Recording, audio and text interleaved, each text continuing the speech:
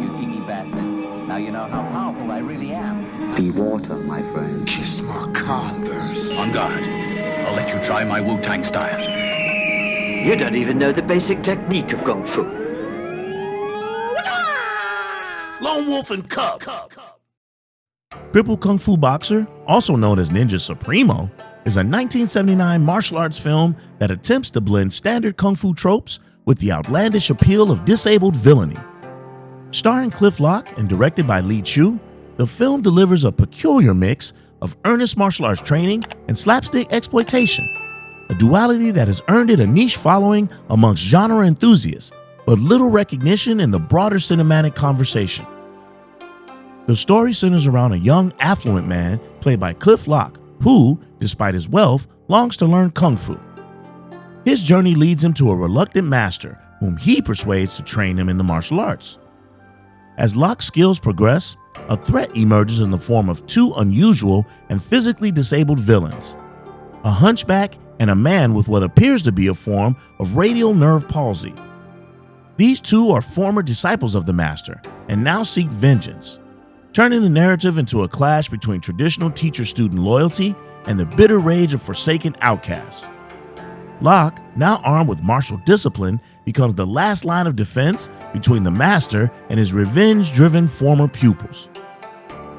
The film's structure is immediately undermined by awkward editing and erratic pacing. Early scenes unfold in a clumsy fashion, with characters introduced abruptly and plot elements stitched together with little regard for narrative or cohesion. The dialogue feels stilted, and some interactions are just dumb. This disjointed approach may have been a symptom of budget constraints or hasty production, but it severely undercuts the emotional and narrative drive of the film's first act. Despite these structural issues, Cliff Lok manages to carve out a charismatic presence. His portrayal of the eager student brims slightly with youthful energy and likability. He moves with agility and flair, evoking some comparisons to Jackie Chan's playful athleticism and Alexander Fusheng's boyish defiance. Lok's performance injects much-needed life into scenes that would otherwise flounder under the weight of clumsy scripting and inconsistent tone. The film's fight choreography is, at best, a mixed bag. While a handful of sequences show flashes of creativity and kinetic tension, many others are plagued by lethargic pacing and imprecise execution. Hand movements in particular lack the snap and clarity typical of higher-tier kung fu productions of the era.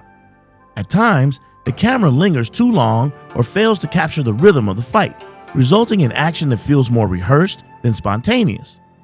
What should be moments of martial brilliance often come off as half-hearted skirmishes.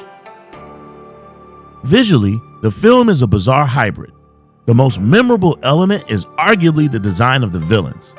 The hunchback, portrayed by Ma Chen-ku, sports a ludicrous bald cap bejeweled with tufts of synthetic hair, a look so absurd that it borders on parody. The other villain, whose shaking hands and crooked posture seem medically inspired but theatrically exaggerated, serves more as a grotesque curiosity than a genuine threat. These choices push the film into the realm of accidental comedy, undermining any attempt at menace or dramatic gravitas.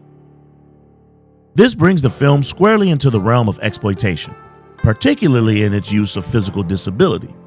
In this context, the villain's deformities are not presented as obstacles to be overcome, but as visual gimmicks meant to shock, amuse, or provoke.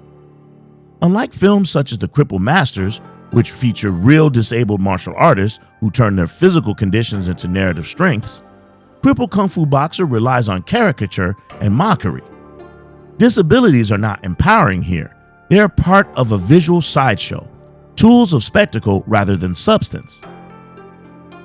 In the wider landscape of Kung Fu cinema, Crippled Kung Fu Boxer sits on the fringe. It lacks the polish and coherence of mainstream entries and fails to deliver on the potential offered by its premise. Compared to other films where Cliff Lok faces off against seasoned stars like Philip Coffey, this production feels hastily assembled and poorly staged. The occasional burst of creative choreography or dramatic tension is overwhelmed by an overall lack of direction and discipline. Despite its many flaws, the film has earned a peculiar charm for certain lovers of Kung Fu cinema. The outlandish villains, the chaotic tone, and Cliff Lok's undeniable charisma combine to form a cinematic oddity that, while far from great, is difficult to forget. It is not a film for casual fans of the genre. Instead, it appeals to those who find fascination in the bizarre, who see value in the crude corners of martial arts cinema. Ultimately, Crippled Kung Fu Boxer is more curiosity than classic. It reveals as much about the genre's missteps as it does its strengths. It exploits rather than explores, ridicules rather than respects. Yet for all its ethical blind spots and aesthetic blunders, it remains a strange entry in the canon of Kung Fu cinema. One that warrants analysis, if not praise. 5 kicks is what I'll give this one. Well, that's all for now. Tell us how you feel about Crippled Kung Fu Boxer.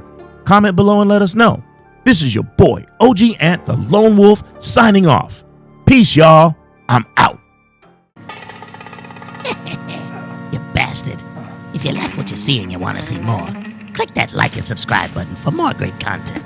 Otherwise, get ready to face my Kung Fu.